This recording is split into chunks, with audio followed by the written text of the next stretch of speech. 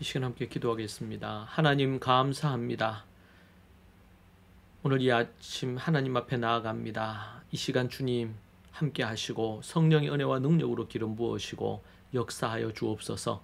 성령의 충만함과 은혜로 역사해 주시고 오늘 우리에게 주시는 음성 말씀 듣고 그 말씀 따라 살게 하옵소서. 예수님 이름으로 기도합니다. 아멘. 찬송가 550장 함께 찬양하시겠습니다.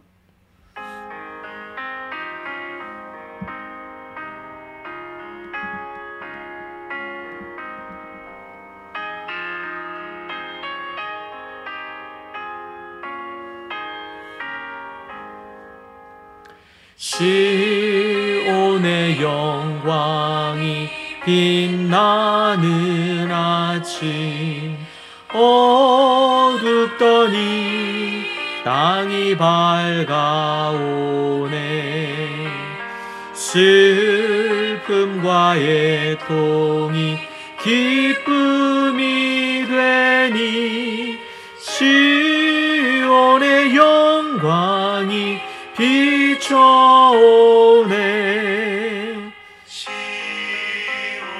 영광이 빛나는 아침, 내였던 종들이 돌아오네.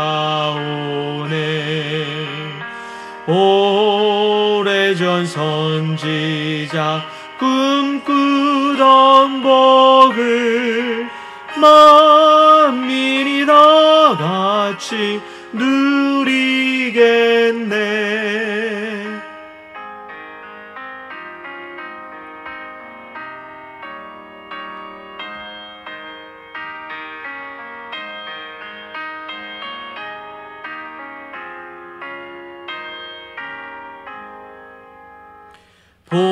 보아라 광야에 화초가 피고 말랐던 시냇물을 넣오네.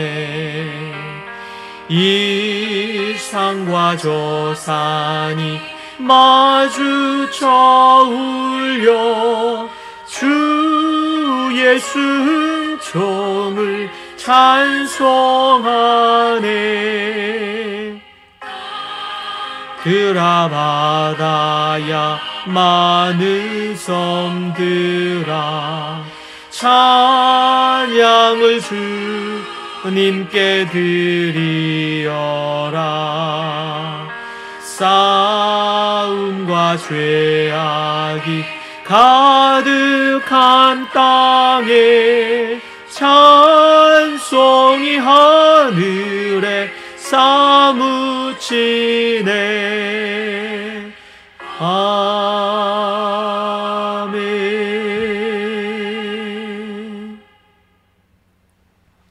이 시간 함께 하나님의 말씀 대하겠습니다. 하나님 말씀은 고린도전서 12장 1절에서 3절 말씀입니다. 고린도전서 12장 1절에서 3절 말씀 함께 보겠습니다. 형제들아, 신령한 것에 대하여 나는 너희가 알지 못하기를 원하지 아니하노니 너희도 알거니와 너희가 이방인으로 있을 때에 말 못하는 우상에게로 끄는 그대로 끌려갔느니라. 그러므로 내가 너희에게 알리노니 하나님의 영으로 말하는 자는 누구든지 예수를 저주할 자라 하지 아니하고 또 성령으로 아니하고는 누구든지 예수를 주시라 할 수 없느니라. 아멘. 너희가 알지 못해 생긴 문제라는 부분으로 하나님이 오늘 우리에게 주시는 음성을 듣겠습니다. 교회를 세우고 하나 되게 하는 대신에 영적 은사 문제가 고린도 교회를 분열시키고 있었습니다. 영적 은사가 영적 능력과 지위의 상징이 되어버린 것입니다. 영적 은사는 섬기는 도구로 주신 건데 이것이 교회 안에서 어떤 영적인 능력과 직분과 지위를 가진 양 행사하게 되었다는 것입니다. 그래서 이 영적 은사로 교회에 계급이 생긴 것입니다. 어떤 사람들은 자신의 은사로 인해 다른 사람보다 더 영적인 사람이라 자부하기도 했습니다. 성도 간 경쟁심으로 분위기가 더욱 악화되었습니다.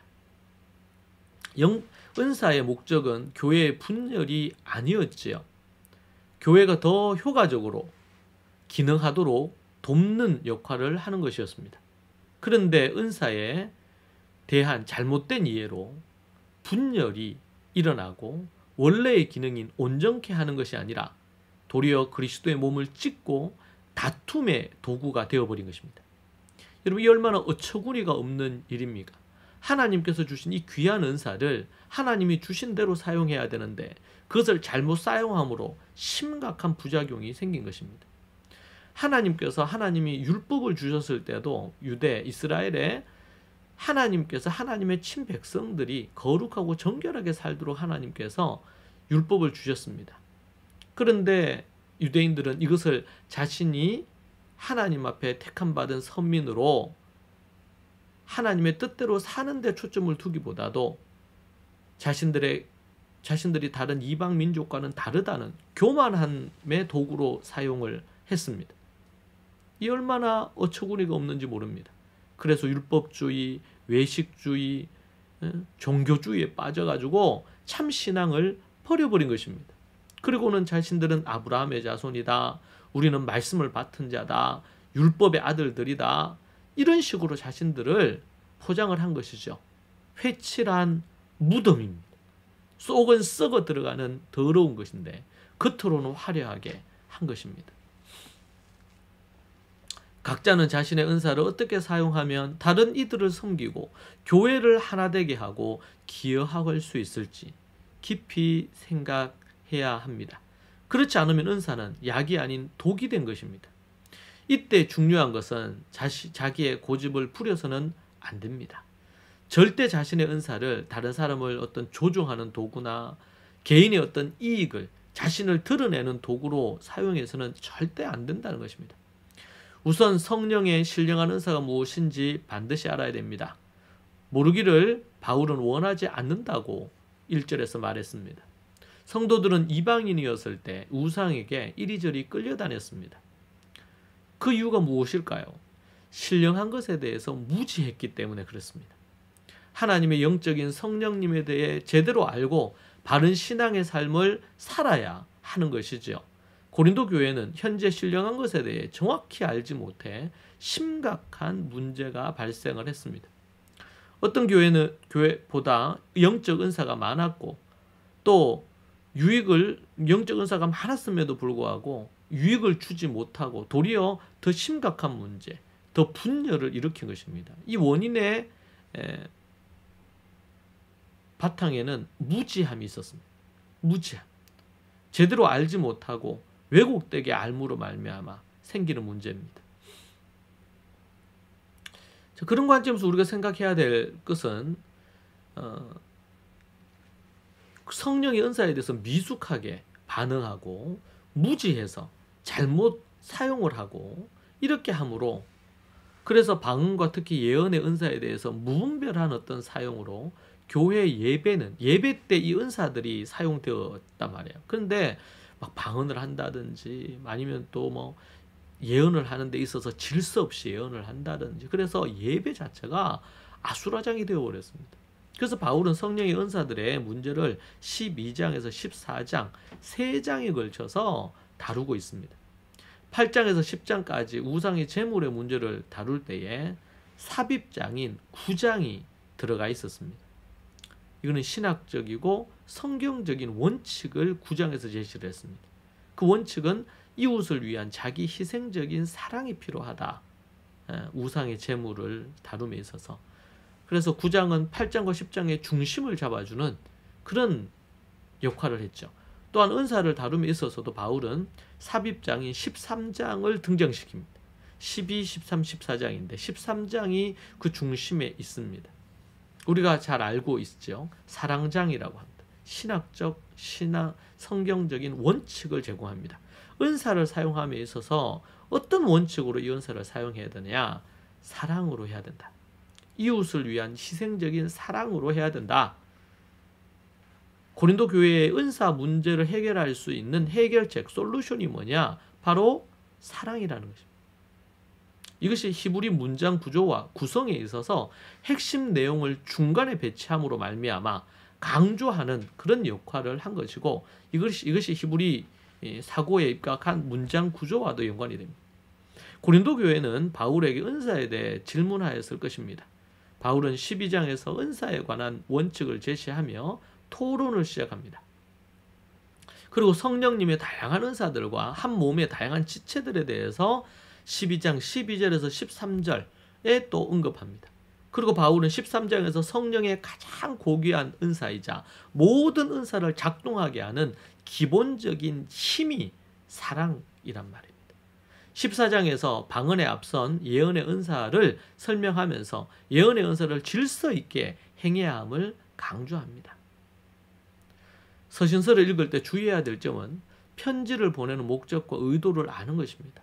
단어 하나하나 아니면 문장 한 절에 집착해서 전어 문맥을, 본문의 의미를 제대로 파악하지 못한 채 잘못 해석하여 적용하는 경우가 있습니다.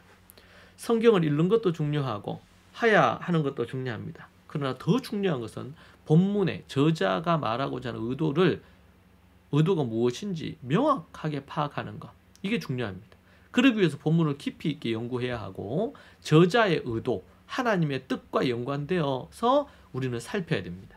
우리가 기억할 것은 우리 사랑장, 고린도전서 13장에 등장한다면 이 사랑을 얘기할 때에 이것을 얘기하는 목적이 뭐냐? 은사를 사랑으로 행하라는 것입니다. 그러니까 13장을 얘기하는데 은사와 관련된 부분에 언급이 없다면 그것은 자칫 잘못 이해하고 있는 것일 수 있는 거죠. 성경을 읽는 것, 반복하여 깊이 연구하는 훈련을 반드시 해야 됩니다. 성경을 연구해서 무지하면 안 되고 무식하면 안 되고 성경을 정확하게 알아서 바르게 이해하고 바르게 적용할 필요가 있습니다. 여러분은 오늘부터 성경을 공부하십시오. 공부하시는 분들이 있다면 열심으로 하십시오. 그리고 더 열심히 공부하시기 바랍니다. 여러분에게 놀라운 일들이 일어날 것입니다. 함께 우리 기도하겠습니다. 하나님 감사합니다. 날마다 하나님의 말씀을 통하여 무지함을 벗어버리고 하나님의 말씀에 능력을 덧입는 자가 되게 하옵소서. 알지 못해 은사를 잘못 사용하고 사랑 없이 사용함으로 정말 하나님의 심판을 받을 대상이 되고 도리어 분쟁을 일으키고 다툼만 만들어냈던 고린도 교회처럼 주님, 우리가 서지 않기를 원합니다. 어찌하든 사랑하는 우리들이 되고 섬기는 우리들이 되고 그리하여 그리스도의 몸과 성도들을 온전히 세울 수 있도록 도와주옵소서. 예수님 이름으로 기도합니다. 아멘. 시간 함께 기도하겠습니다. 오늘 말씀 붙들고 기도하십시다. 주여, 주여, 주여. 하나님 아버지, 주님 붙드시고 인도하옵소서. 날마다 주님의 은혜와 능력 가운데 서며 주의 뜻 앞에 순종하는 하나님의 백성 되게 하시고 사랑으로 모든 것을 하게 하옵소서. 사랑으로 하게 하옵소서. 주님 붙들어 주시옵소서.